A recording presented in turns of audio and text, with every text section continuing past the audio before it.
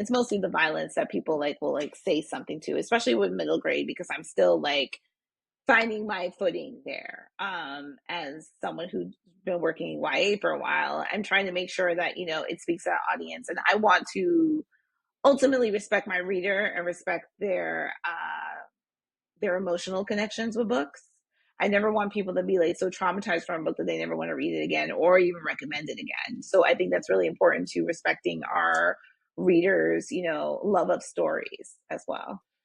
And when it came to Blood in the Water, was there a conscious choice to make it a middle grade book? Was the character written older, or did it come about as a younger character? Or was there something from the publisher that brought the idea of a middle grade book to you that inspired the idea?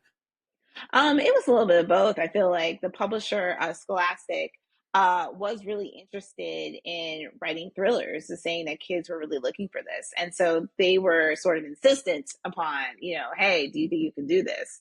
And one of the things I realized after I agreed, without even realizing it, was that there aren't many middle grade thrillers. Like I was like looking for mentor texts to kind of like get a gauge as to, you know, how do other authors sort of like lay out the foundation of their stories? And when I was like, you know, digging through the archives of books, I really couldn't find many that sort of fit this age bracket and were thrillers and not just like mystery. And so it was a lot of push and pull in a sense to make sure that this was like, you know, the right kind of setting. It's not too scary, but it's not too corny, like I mentioned before.